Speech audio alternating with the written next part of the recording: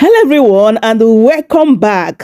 My people, Peter Obi is shaking Nigeria political space. Like a lot of people know they sleep because of Peter Obi. So over the weekend, the Minister of Works, David Umahi, declares Ebonyi and the Southeast will back Bola Tinubu in 2027, rejecting Peter Obi, saying that there is no obedience in Ebonyi State, knowing fully well that in 2023, Peter Obi won Ebonyi State like never before, right? So Nigerians are reacting. So this person said, Dave was sitting governor and PO still won all the Southeast states, including Ebonyi State, noise maker. And another person said, he ought to even decree, not only declare, because he is the creator of Southeast and every living therein. And another person said, this a flavor that can't even attract one single federal project, so the Southeast is talking. Oga, you are heavily hated in the East, so go and sit down. And this person said, rejecting Peter Obi, it is quite good. Igbos don't involve in bigotry, but is a shameful act for an elder supporting evil is not in our DNA. His mother has a lot of questions to answer. And another person said, who are you to speak for Southeast? Stop deluding yourself. We don't know you. And another person said, like always, Dev speaks for himself alone. He knows how he lost his polling unit, his Isego, Ward, and even LGA the last time. Even his village people that he was saying this nonsense to wouldn't support whoever he is supporting. And this person said, David Umahi is a complete disgrace. He has failed as Minister of Works and suddenly he has become Tinubu's campaign manager to divert attention of Nigerians from his failure. Honestly, Nigerians are giving this man woto. The truth is that David Umahi do not know that he is the most hated politician in the Southeast. This man is just the hustle for Ibele. He just wants to retain his position in this Tinubu government, as well as the promise they promised him that come 2035, that they're going to make him Nigeria president. This is the reason why he is sabotaging Peter Obi. Let him go and ask Ojus Okalo, because now the same thing they promised him, at the end of the day, Ojus Okalo cried. My people, let me allow you guys to watch this particular video and see what Rufai and Dr. Abati are saying concerning this particular news, as well as what Arabambi said, that now they have to put Peter Obi in the watch list. Can you just imagine? Peter Obi is a nightmare to all these people. Take a listen, as well as other trending news in Nigeria. Please do well to subscribe for more updates, like the video, share it, and also leave your thoughts in the comment section. Thank you so much for doing so. Of Information and National Orientation, Mohammed Idris, portraying Nigeria's security challenges as a targeted campaign against Christians, represents a gross misrepresentation of reality that oversimplifies the country's complex security environment. Well, the federal government's rebuttal is coming after comedian Bill Maher claimed on his HBO show Real Time that the killing of Christians in Nigeria by Islamist groups is being ignored by the media and protesters because Jews aren't involved. Mayor cited statistics that Boko Haram has killed over 100,000 Christians since 2009 and burned 18,000 churches, calling it so much more of a genocide attempt than what is going on in Gaza. Nigeria, I mean, the fact that this issue has not gotten on people's radar. Right, no one's talking about it. It's pretty amazing. If you don't know what's going on in Nigeria, your media sources suck. You are in a bubble. And again, I'm not a Christian, but they are systematically killing the Christians in Nigeria. They've killed over 100,000 since 2009. They've burned 18,000 churches. This is so much more. These are their Islamists, Boko Haram. This is so much more of a genocide attempt than what is going on in Gaza. They are literally attempting to wipe out the Christian population of an entire country. Where are the kids protesting this? Yeah. Thank you. Because no one will talk about it, so thank you. Absolutely. Well, all right, I'll take a reaction. This person responding to Bill, Tolu wrote on X, wrote, I'm a Christian, and I know violence in Nigeria affects multiple communities. While attacks do occur, the claim of 100,000 Christians killed is not verified. The situation is complex. Farmers versus herders banditry and criminal gangs impact all Nigerians, regardless of religion. Spreading inflated figures fuels misinformation and inflames tension. Well, in a statement issued by the Minister of Information and National Orientation, he explained that extremist groups target all who reject their murderous ideology, regardless of faith, emphasizing that Muslims, Christians, and non-religious Nigerians have all suffered attacks from terrorist organizations.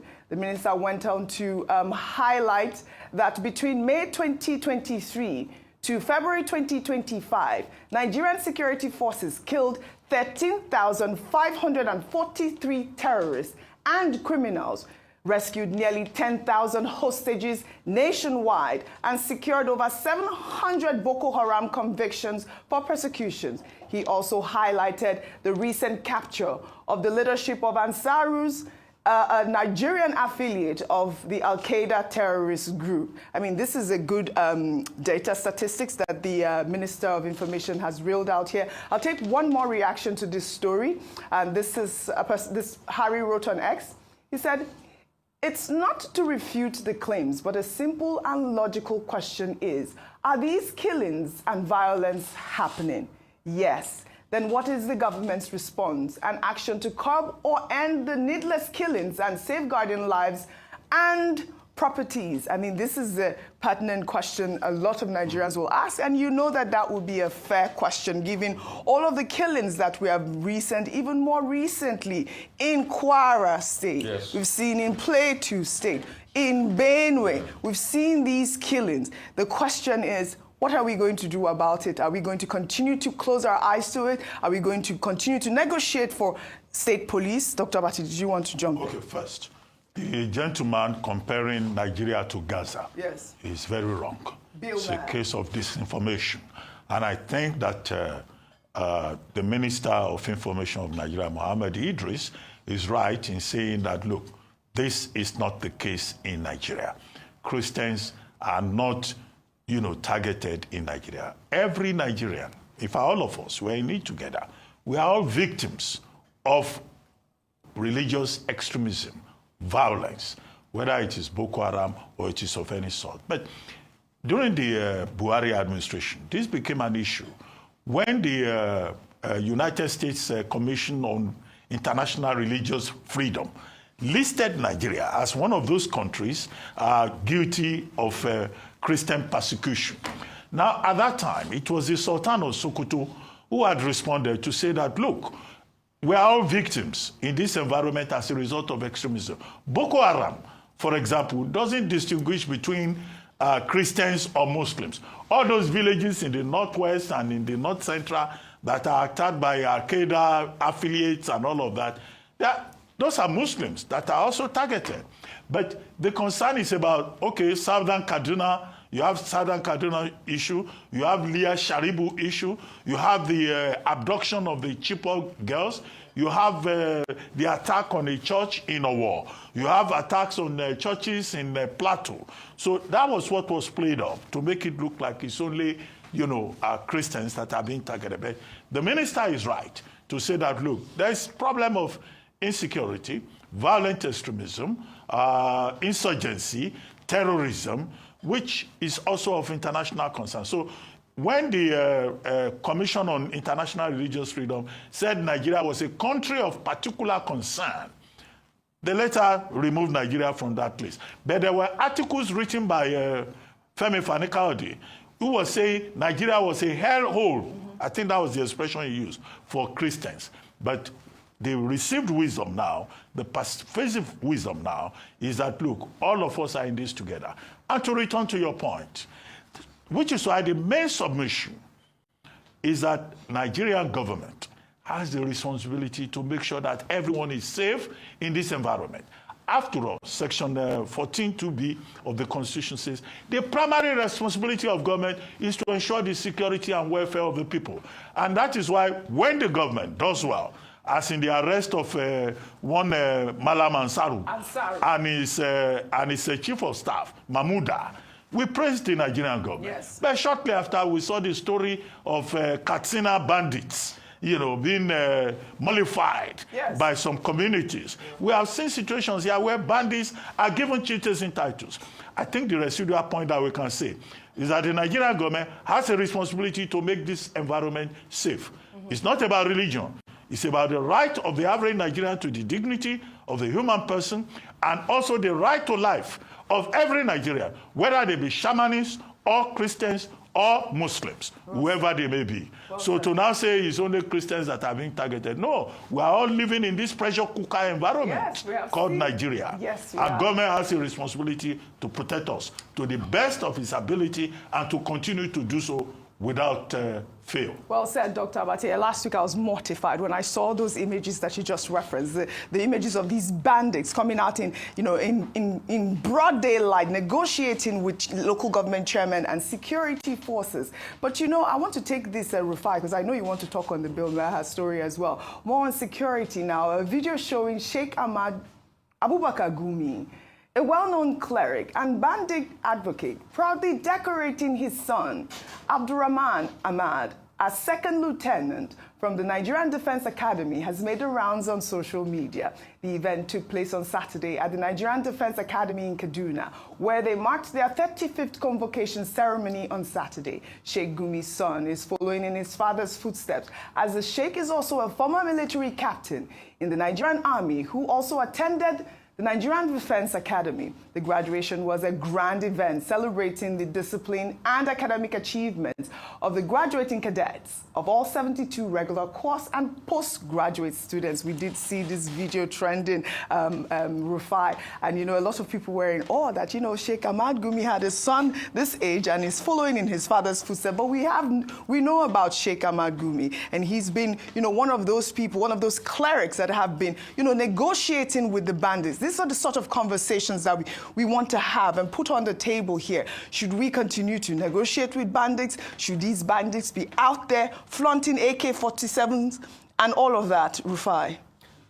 I don't know if you remember, a couple of years ago, we had Sheikh Gumi here on this table, and these were the things we confronted him with. I remember we told him then that you are a captain in the Nigerian army, and you are taking sides with these bandits. And he defended himself. He said, no, that's not the case and everything. But we put the facts to him here.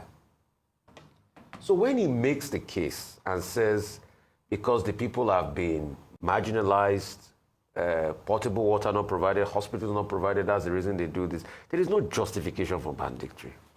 All of us have been hurt by this country.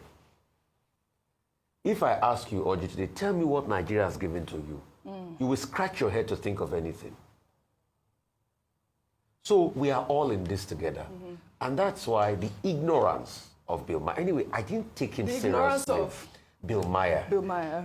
I didn't take him seriously because, see, in the end, Bill Meyer is a comedian. He's a comedian that dabbles into a political sketch. I don't see him as an authority. And he's a comedian in the past that we have seen that he has that historical antecedent of smoking bully.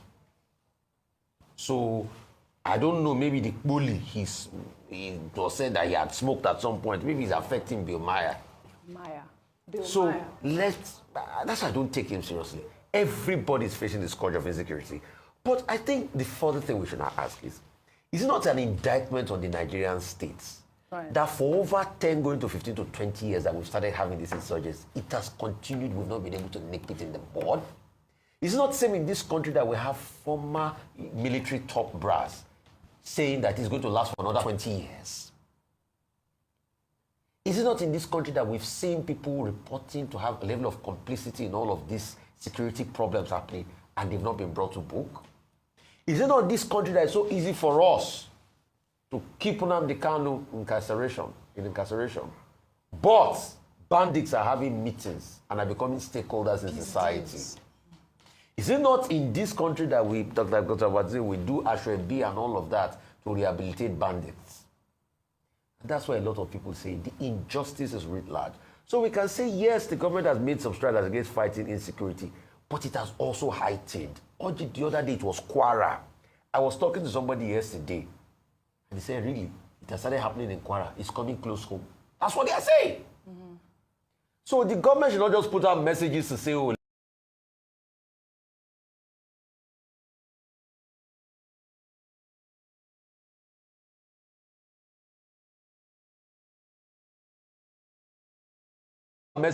oh, let's stop. We should also ensure that we do something to fight the insecurity. All right, so I just want to highlight that on October 3rd, 2025, Nigeria's former Chief of Defense Staff and retired Army General, Lucky Irabo, will release a book titled Scars, Nigeria's Journey and the Boko Haram Conundrum. A book reviewers is destined to change the Boko Haram narrative. I implore our viewers to attend or grab a copy of that book. I'm just receiving that information now. Well, all right. Shall we head over to Edo State now, where the Executive Committee of the People's Democratic Party has publicly challenged Governor Monday Okpebholo, demanding immediate clarification on the recently announced $250 million agreement signed with the European African Chamber of Commerce and Industries. The PDP, through its publicity secretary, described the investment claim reportedly signed during a summit in Glasgow, Scotland, as a source of embarrassment to the people of Edo State. The governor, who attended the Edo State Global Investment Summit 2025 in Scotland, also met with indigents abroad. In his address to investors, he vowed that Nigeria is very safe for investment. Let's take a look before we come back for a discussion. Today, Nigeria is very safe for investment. The economy is growing. The World Bank, the IMF, have rated us very high. The president has been able to stabilize our economy. For years now, you can see that the rate to a dollar is stable. So that is stabilization. That is why I was quick to say, I am promising, Mr. President, today I'm even very happy to hear that we have over 2 million people in UK here. So I promise, Mr. President, 2.5 million votes. If any of you here can call your family back home to say, vote for Mr. President, all of you here, I know you have 1 or 2, 3 persons back home. 2 million people talking to 2 persons. How many is that? So we do the arithmetic at the end of the day. Have you done the arithmetic? Well, I think it's about 6 million. But let me just take a reaction to that summit that he went to last week in Scotland. This person wrote on X, I don't understand the rationale behind this. That's the summit. Edo Summit in Glasgow. First of all, how many persons went from Nigeria on the ticket of the state? Cost of air ticket, hotels, feeding, and other logistics borne by the state, promoting Glasgow economy. And that's, a concerned person from Edo State. I'm sure you too, you are concerned and you're asking that question as well. But, the bigger question is about the investment that he said that he was able to attract. $250 million. Yes. Okay, go ahead. I'm just trying to look at the website of the European, African, of the organization that's looking to invest $250 million. Okay. It is, it's there. There's no announcement yet around, and it looks like an entity that's emerging. So it'll be great to see where they got $250 million from to invest. Now, the danger, and I think the PDP has asked a good question as the opposition party. Now, the onus is on the Edo State governor to defend, or at least as they've called for, to really detail the investment, because this is huge, $250 million. He's gone to Glasgow, and what we often talk about is when you go to all these, you go and spend state resources for all these trips, show workings. Let's see what you brought in. What they've said is it's a 3 to 5 year investment plan. They would invest in things like agriculture, mining, human development, and all the likes. And in less than 1 year, for him to achieve such a great thing for the state is phenomenal. Yes. So we want to see the details of that, and we want to see the organization that he's partnering with for this great feat. I would not want to take it with a pinch of salt yet. I want Governor Pebolo to justify, and share with us how this deal will work, where the money, how the money will be spent and all that. But I do think that the PDP should stay on this like a dog with a bone until we see the outcome of this. You know why I'm saying that? Because we've seen at other times whereby we have announcements that prove to be false. And it's a big embarrassment to us as a nation. I mean, you've even seen what's happened in Japan as a result of that. They've literally, it had a ripple effect on the African community in Japan. We saw what happened in Dubai when we announced, hastily the ban lifted. So it's important for us to not just have, to promote propaganda by announcing these investments that do not make any sense or is not true. But if it's true, kudos to him. But I think we need to see the details of that. Yeah. If you check the organization, it doesn't look like. Yes. But so we want to know what he's going to use the $250 million. We're going to get a response from the Edo State Governor, Monday Okpebolo. Well, in another development, activist Precious Oruche, popularly known as Mama P, was detained over the weekend by the police following a viral confrontation with the factional national chairman of the Labour Party, Julius Abure, at the Abuja airport. The incident began when Oruche, a non-obedient movement figure, allegedly accosted Abure, accusing him of frustrating Nigerians and destroying the Labour Party. So what are you not doing with the Labour Party? Police, they find you the entire aeroplane. Police, they find you. Is that not Julius Abure? Are you good at key? We retire you, man. Are you not Julius Abure? Police is looking for you. You don't destroy the Labour Party with the entire aeroplane. No, book you all of you now. Excuse me. And you know me. And excuse me, sir. You know me. Excuse me, sir. My life took on inside your head. Wait. Since I've been in if you get to Benin, tell me are you man. That's Julius Abure. That's Julius Abure. You don't know him. That mother. All of you ruin our chances. Excuse me. You are coming to enter. You don't know. I don't.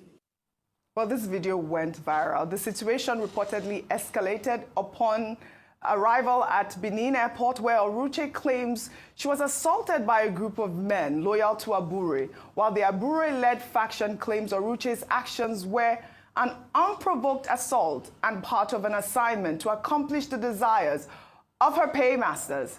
A circulating video later confirmed that Oruche has since been freed.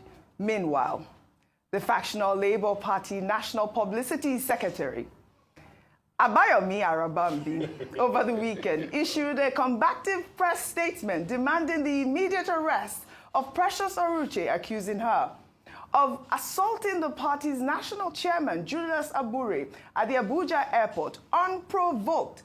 Arabambi claimed that Oruche's unprovoked attack is a plan by the obedience to destabilize the nation and stage a coup d'etat against President Bola Ahmed Tinubu. He also called on the Inspector General of Police to arrest Dr. Tanko Yunisa for treason and place Peter Obi on a national security watch list. Additionally, he suggested that Oruche's husband should seek a refund of her bride price due to what he described as her loose morals and enslaved life as a political instrument. The attacker, Madam Precious, a large-scale disgrace to womanhood, a large-scale disgrace to her husband and children, continue a negative vituperation all through the duration of the flight. We wish to call on the Inspector General of Police to arrest Dr. Tanko Yunusa for treason and incitement and transfer Mrs. Precious Onuche case to Abuja for conduct of coverage of peace and placing Mr. Obi on a security watch list as is known to have been demarketing Nigeria and calling for war, destabilization as it happened in Nepal. Mr. Obi is calling for war. Dr. Abati, over to you on all the stories. Just very quick comment before I go to this on Senator Monday Okpebolo going to Glasgow, Scotland to look for investors. but the investors he was purportedly talking to were mostly people from Edo State. Now, I think there's some confusion here.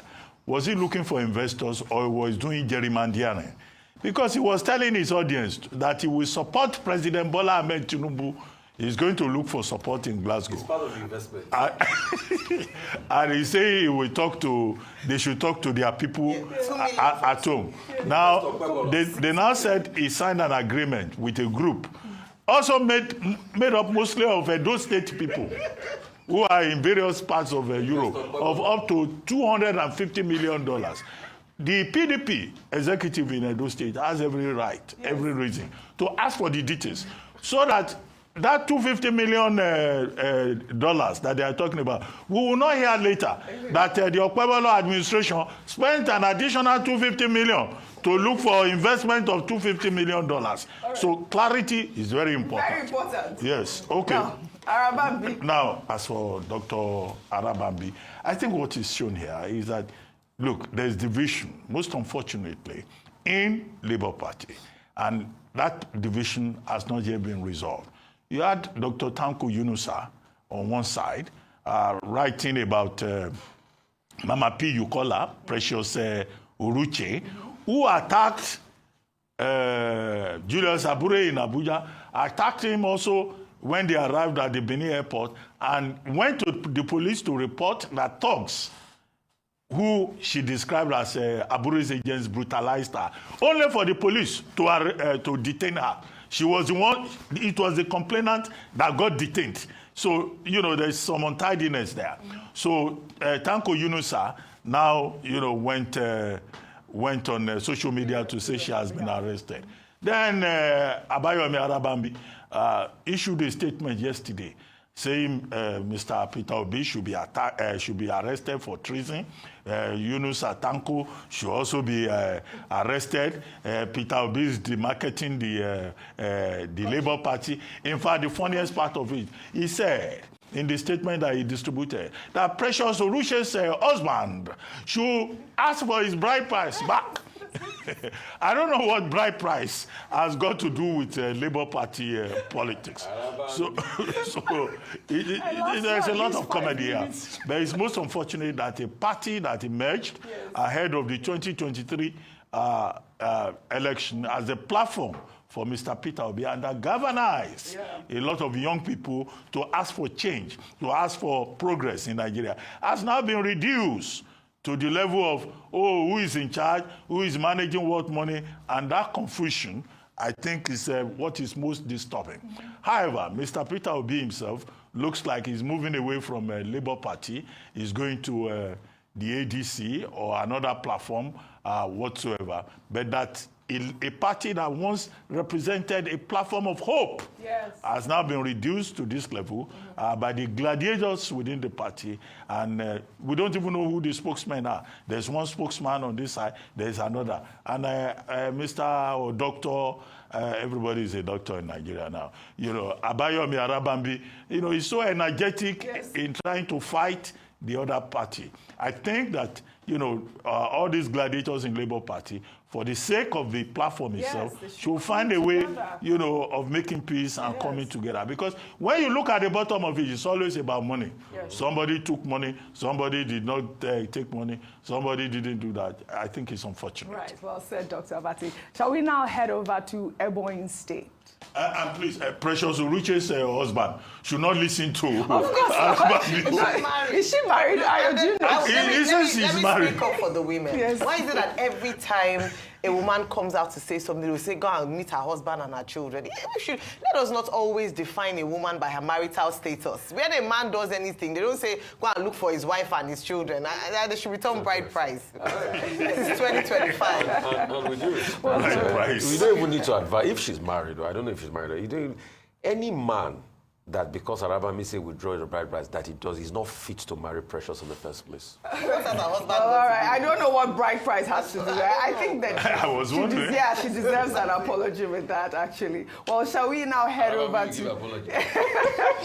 Well, I've asked for one. Arabambi is catching cruise. So go ahead, I've asked for one. Well, let's head over to Ebonyi State now, Where in a passionate speech over the weekend, the Minister of Works and former Ebonyi State Governor David Umahi told his supporters that Ebonyi State will support President Bola Ahmed Tinubu's re-election in 2027. The minister made the comments during the Ohanivo New Yam Festival, where he declared that there is not a single obedient or Peter Obi supporter in the state, despite Peter Obi defeating President Tinubu in the state in 2023. Let's take a look.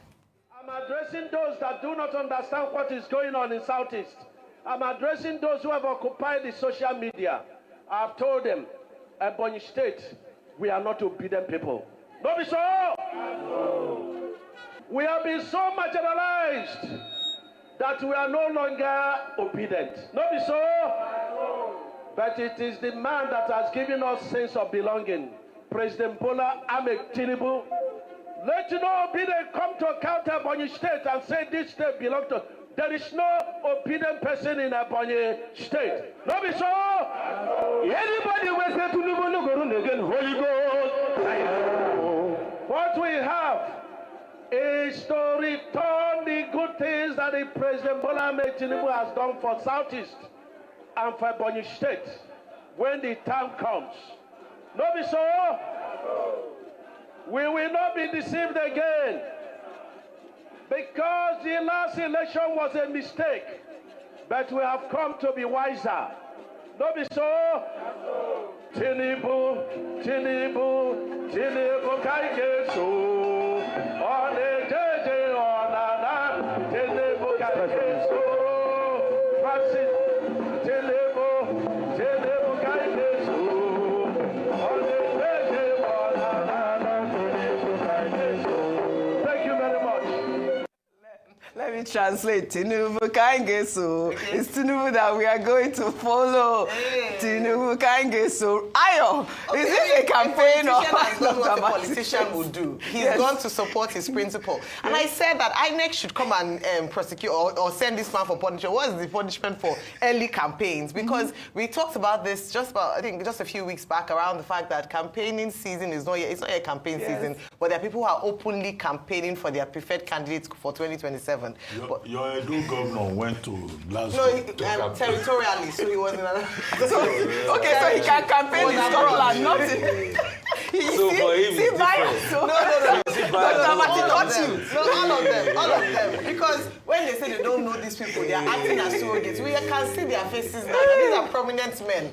But he's gone out to say that, and I think, like we often always say that, it's the people that will determine who they want to vote. I think it's an inaccurate and false statement to say that there are no obedience in Ebonyi State. It's not empirically correct to say that. Where are his facts? I mean, he's speaking, like I said, like a politician. He's going to campaign for his principle, but I do think that we need to clamp down on this campaign, this flagrant abuse of our electoral laws. We just flout the laws. Nobody cares. Nobody does anything. It's just there, just as a guide or for decoration. When our own politicians, a former governor in his own right, a current minister is flouting the law. You know what shocks me is the fact that he's busy in Ebonyi. Bini Warri Road is very bad. He's been in a deplorable.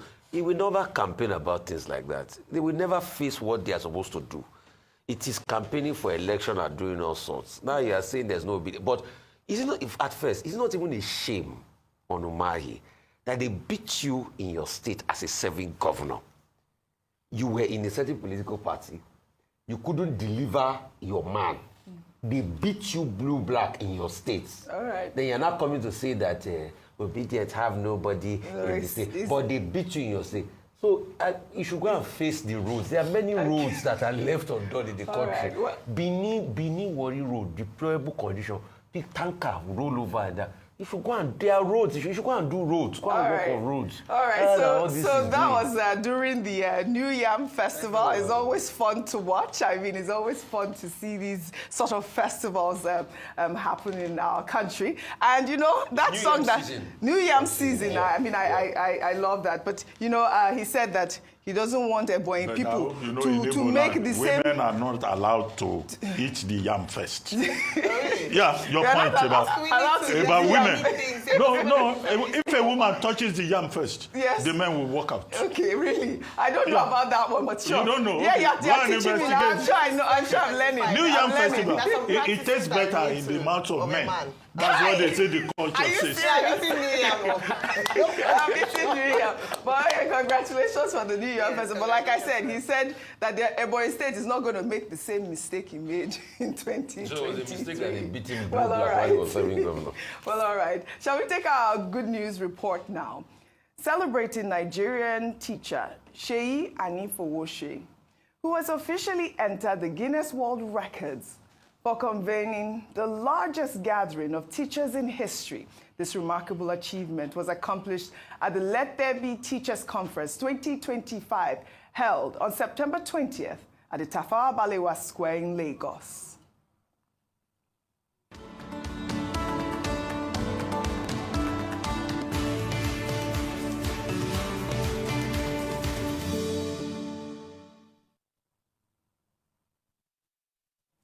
The historic conference brought together thousands of educators from across Nigeria and beyond, creating an unprecedented gathering that has now been officially recognized by Guinness World Records as the largest teacher assembly ever recorded.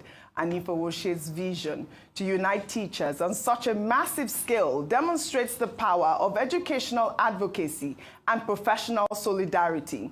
The Let There Be Teachers Conference 2025 not only broke records, but also provided a platform for educators to share knowledge, discuss challenges, and celebrate the teaching profession. The event showcased Nigeria's commitment to education and highlighted the crucial role teachers play in national development.